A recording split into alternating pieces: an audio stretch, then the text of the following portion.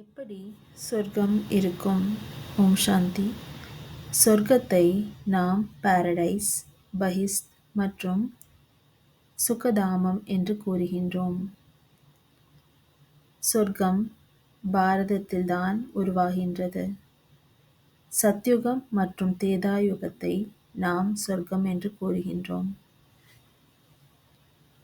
சத்யுகத்தில் லக்ஷ்மி நாராயணனின் ராஜ்யம் மற்றும் திரேதாயுகத்தில் ராமர் சீதையின் ராஜ்யம் நடைபெறும்.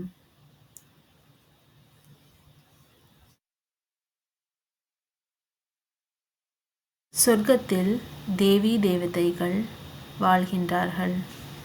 அங்கே அனைத்தும் சத்தோப்பிரதானமாக இருக்கும். விலங்குகள் கூட சத்தோப்பிரதானமாக மற்றும் நாற்காலிகள், மாளிகைகள் அனைத்தும் சத்தோப்பிரதானமாக, அதாவது முதல் தரமாக இருக்கும். அங்கே மாளிகைகள், அதாவது ராஜாங்கத்தில் மாளிகைகள் கூட வைர வைடூரியங்களால் அலங்கரிக்கப்பட்டிருக்கும். வைடூரியங்களால் ஆன மாளிகை அங்கே இருக்கும். தங்கம் என்பது மிக குறைவான விலையில் அங்கே இருக்கின்றது. இப்போது தங்க விலை மிகவும் அதிகரித்துவிட்டுள்ளது. அங்கே தங்கம் கூட மிகவும் குறைவாக இருக்கும். ஆகையால் மாளிகைகள் கூட தங்க வைர வைடூரியங்களால் செய்யப்பட்டிருக்கும். அங்கே விலங்குகள் மிகவும் சாந்தமாகவும் சத்தோப்பிரதானமாகவும் இருக்கும். அங்கே சிங்கம் மற்றும் ஆடு இரண்டுமே ஒன்றாக தண்ணீர் ஒரே குடத்திலிருந்து தண்ணீர் குடிக்கும். அது தேவை தேவதைகள் வாழும் சொர்க்கமாக இருக்கின்றது.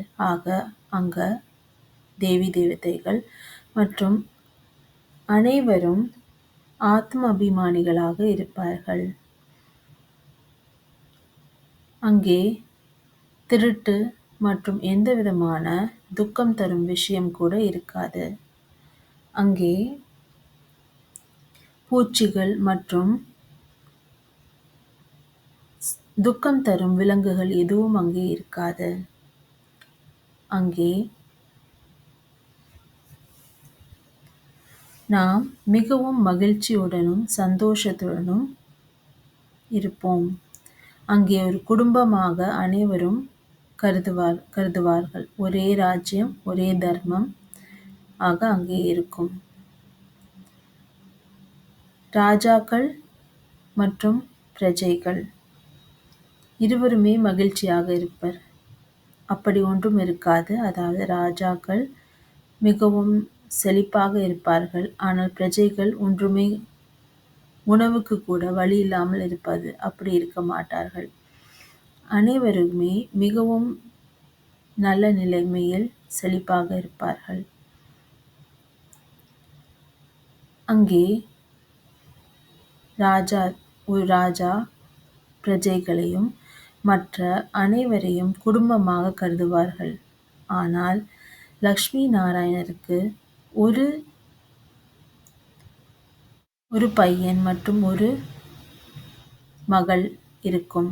அதாவது ஒரு பெண் ஒரு ஆண் குழந்தை. இரண்டு குழந்தைகள் இருக்கும். மற்ற அனைவருக்கும் சத்யுகத்தில் ஒரு ஆண் குழந்தை ஒரு பெண் குழந்தை பிறக்கின்றது. ஒரு ஆண் குழந்தைக்கும் பெண் குழந்தைகளுக்கும் 75 வருடங்கள் அல்லது சிறிதும் அதிகமாக இடைவேளை இருக்கும். அங்கே மனிதர்களுக்கு, அதாவது தேவதைகளுக்கு ஆயுசு 150 வருடங்களுக்கு மேலே இருக்கும் அல்லது 180 வருடங்கள் இருக்கும்.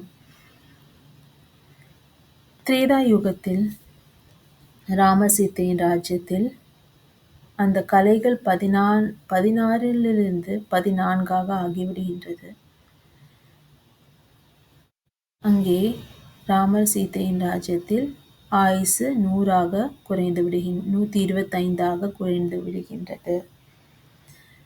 சத்தியுகத்தில் நாம் 16 கலைகள் நிரம்பியவர்களாக, சம்பூர்ண பவித்திரமாக, காரியாக 16 கலைகள் நிரம்பியவர்களாக இருப்போம். அங்கே மிகவும் சுத்தமாக இருக்கும். எந்த ஒரு அசுத்தமும் நடக்காது. அங்கே சொர்க்கம் தேவதைகள் வாழும் கோயிலாக, சிவாலயமாக இருக்கின்றது. ஆதலால் அங்கே எந்த அசுத்தமும் இருக்க முடியாது. அது கோவில் என்றால் அப்படி சுத்தமாக இருக்கும். இங்கும் கூட கோயில்கள் மிகவும் சுத்தமாக வைத்துக் கொள்கின்றார்கள். அதேபோல் ஏனென்றால் தேவதைகள் இருக்கும் ஸ்தலம் ஆகையால் மிகவும் தூய்மையாக இருக்கின்றது. அதேபோல சொர்க்கம் கூட எந்த ஒரு அசுத்தமும் இல்லாமல் மிகவும் தூய்மையாகவும் மகிழ்ச்சி தரும் விதமாகவும் இருக்கின்றது. அனைவரும் மகிழ்ச்சியுடன் இருக்கின்றார்கள். ஒரே குடும்பம், அன்பு என்ற ஆதாரத்தினால், ஒரே குடும்பம் என்கின்ற நினைவினால் அனைவரும் அவரவர்கள் திருப்தியுடன் வாழ்கின்றார்கள். ஓம் சாந்தி.